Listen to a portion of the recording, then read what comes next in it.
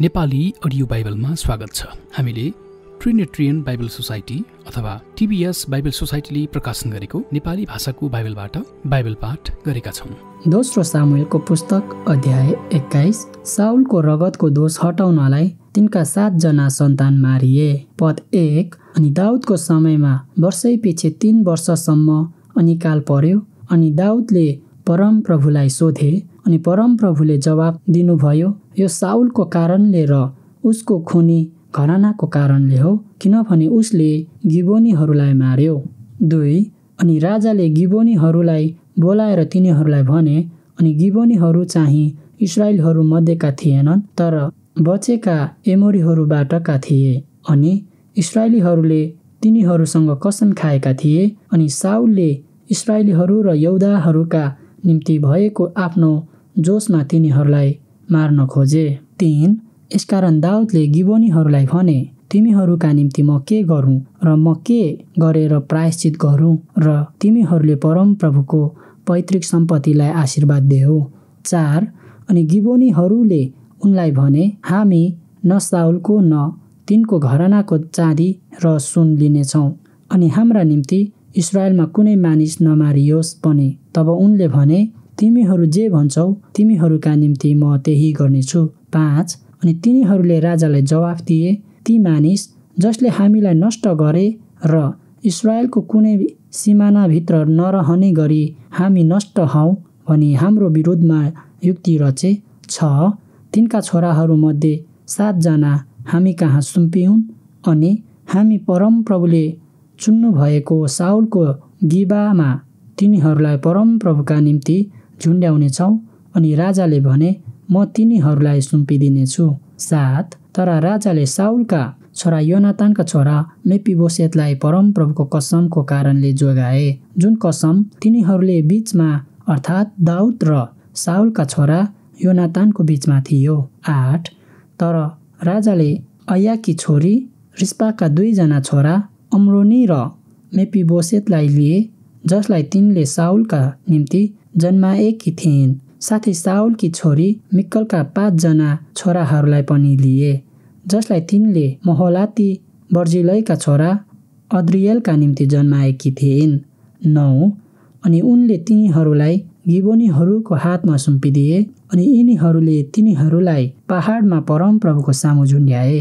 यसरी ती 7 जना एकसाथ ढले। अनि कटनीका दिनहरूमा, त्यसका पहिले दिनहरूमा, जौको कटनीको सुरुमा उनीहरू मारिएका थिए। 10। अनि अय्याहकी छोरी रिस्पाले भाङ्राको लुगा लिइन्, अनि कटनीको सुरुदेखि आकाशबाट तिनीहरूमाथि पानी परुन्जेल त्यो आफ्नो निम्ति त्यस चट्टानमाथि ओछ्याइन्। अनि तिनले न दिनमा आकाशका चराहरूलाई न रातमा वनका पशुहरूलाई तिनीहरूमाथि बस्न दिइन्। 11। अनि साउलकी उपपत्नी अय्याकी छोरी रिस्पाले जे गरेकी थिइन् सो दाउदलाई बताइयो। 12। अनि दाउद गएर साउलका हड्डीहरू र तिनका छोरा योनातानका हड्डीहरू याबेस गिलादका मानिसहरूबाट लिए, जसले बेतसानको सडकबाट उनीहरूलाई चोरेर लगेका थिए, जहाँ पलिस्तीहरूले उनीहरूलाई त्यस दिन झुन्ड्याएका थिए। त्यही दिन पलिस्तीहरूले साउललाई गिबामा मारेका थिए। 13। अनि उनले त्यहाँबाट साउलका हड्डीहरू र तिनका छोरा योनातानका हड्डीहरूमाथि लगे, अनि तिनीहरूले ती झुन्ड्याएकाहरूका हड्डीहरू जम्मा गरे। 14।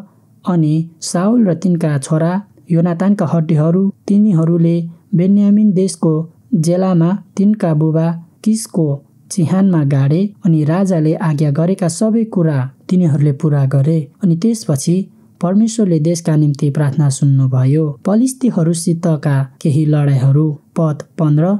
अनि फेरि इस्राएलसित पलिस्तीहरूको लडाइँ भयो, अनि दाउद र उनीसँग उनका नोकरहरू तल झरे र पलिस्तीहरूको विरोधमा लडाइँ गरे, अनि दाउद थाके।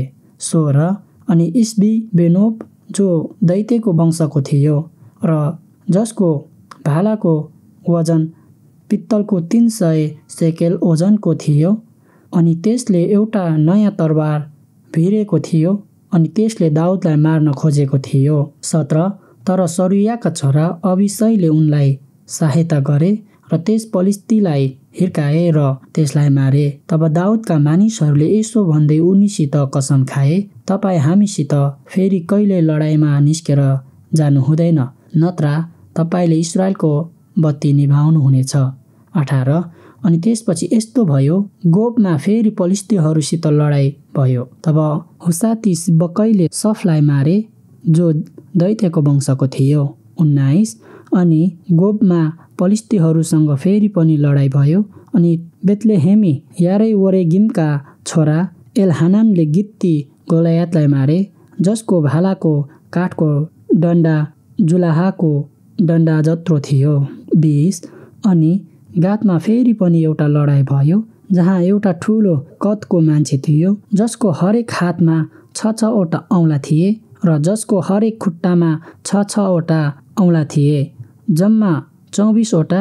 अनि त्यो पनि दैत्यको वंशमा जन्मेको थियो। 21 अनि जब त्यसले इस्राएललाई ललकार गर्यो, तब दाउदका दाजु सिमेका छोरा योनातानले त्यसलाई मारे। 22 यी 4 जना गातमा दैत्यको वंशमा जन्मेका थिए, अनि ती दाउदको हातबाट र उनका नोकरहरूको हातबाट मारिए।